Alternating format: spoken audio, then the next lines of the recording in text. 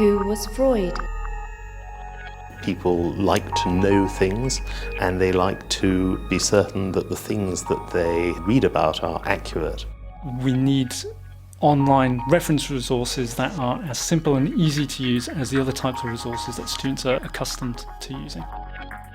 Tell me about tigers. What Oxford Reference does, it cuts through all of the noise online and gives you answers with authority.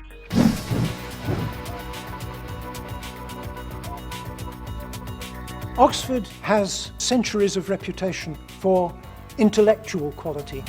Material that it produces is produced by people who have studied the subject, thought about the subject for a long time and deeply. What you're getting in an Oxford reference work is somebody who is a real expert in the topic explaining it to you. And that gives you a structure and a way of moving forward within that subject. It's actually quite difficult to find when you're coasting around the vastness of the free web.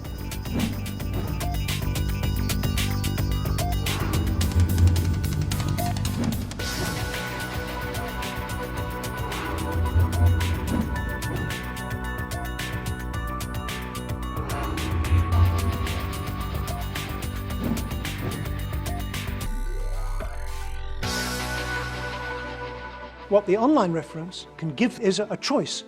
Why do you want to know this? From what point of view do you want to know this? And give a list of choices. And this is amazing, this is absolutely astounding, because now your search immediately starts to become much more focused.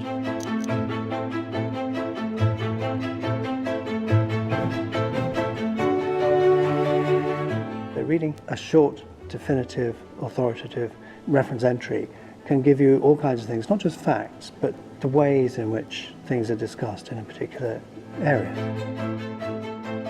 You will get a lot out of 3 minutes concentrated work on that platform. But for those who wish to or need to, there is then information of much more in-depth material.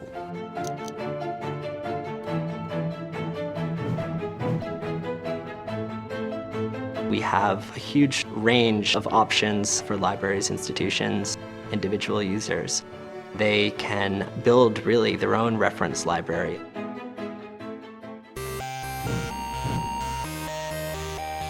What it does is allow you to create your own web of associations. They will be able to make connections, perhaps connections that they hadn't anticipated. For example, if a user were to search the term Olympics, we would have an overview article. Beneath that, if you wanted a more in-depth article, you might see the article on the Olympic Games from the Encyclopedia of the Modern World. It would have related works and cross-references within it. You might go to a timeline of sports and games. And then in that timeline, you might learn that boxing, for example, was added in 688 BCE. And you might see a related article on boxing. In quotations, you might read that Michael Phelps eats, sleeps, and swims, and that's all he does. And that's why he wins. So if you want to continue your journey to almost any level of depth and specialism, you can, from starting in Oxford Reference, quickly and easily move into a whole range of other Oxford content which will give you far more detail at a more scholarly or research-based level. People talk about being lost in a book.